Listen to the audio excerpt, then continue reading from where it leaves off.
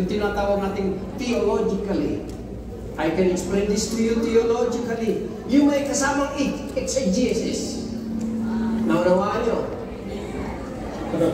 Wala ako. Naunawaan nyo ba? Hindi pa ba po? Mga kapatid, this is one way of explaining this, by way of yung tinatawag natin, yung may detailed analysis na magpapaliwanag. May mga halo-halo pa mga grammar, mga Hebrew and everything. No? Pero sa isip ko, hindi naman kayo magpapare. Hindi naman kayo magmamadre. That's one way of explaining. So sabi ni Lord sa akin, well, pangalawa, na pwede kong i-explain ito sa inyo, I could explain this to you literally. Meaning to say, pwede kong isa-isahin sa inyo, ikwento what really transpired, what actually happened. No? Meaning to say, explain all the events. However, ang sabi ng Banal na Espiritu sa akin, knowing without understanding leads to nothing. Parang mahina nyo na mag-ingay.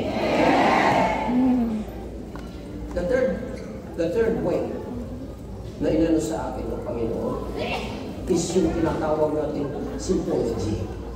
Amen. Symbology, my brothers and sisters, I found out that this is the best method of explaining this.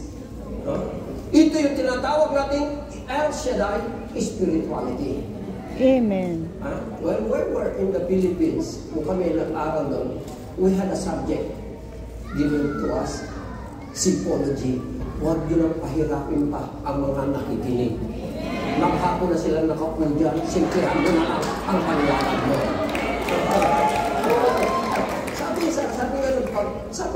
Sabi ganun eh. And so today, this will be my approach to all of you in explaining this. I will do this in the simplest way that I can, my brothers and sisters. Bakit? Sapagkat ang salita ng Diyos here, ang salita ng Diyos na isinula, libo-libong taon na ang nakararaan ay kinakailangan maunawaan upang maisabuhay sa pangkasalukuyan. Tama-tama? Yung totoo? Tama. Parang mas malakas yung tama dito sa inyo. Kinakailangan natin maunawaan. Di ba? We need to understand.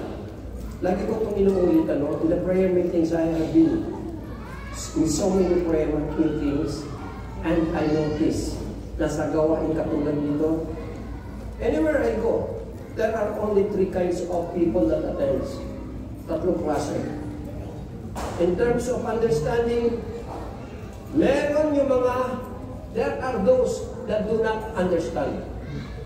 When the preacher explains, when the preacher speaks, nakatunganga. Tunganga ka. Nakanganga. Sabi ni Brother Cesar. Hindi sila, kahit ano pa sabihin ng disciple, hindi nila maunawaan. It's the first kind. The second kind of people that I notice, my brothers and sisters, first, those that do not understand. Pangalawa, those that pretend to understand. Sila itong matao, ang lakas sila mag-amen.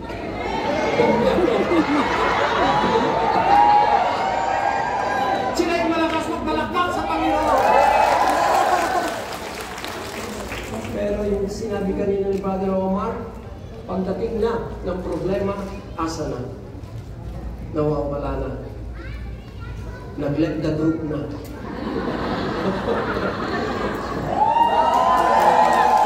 Let the group na. Okay, brothers and sisters, those that do not understand, those that pretend to understand, and those that refuse to understand. There are those people, pag nalaman nila, ang speaker ay si Brother Ronald, ay kahit ano pa sabihin nila, maniniwala kay Brother Ronald. My brothers and sisters, when, sabing ganun sa napasok ko kanina, when anyone hears the message about the kingdom and does not understand it, that evil will take it away from you. Kapag hindi mo naunawaan na Lord. Sabi nga nun, maraming propeta ang naghangad na makarinig dito. Tayo ay so blessed, my brothers and sisters, sa gawain ito. Maraming kaluluwa ang nakita ang tingalak ng Diyos sa gawain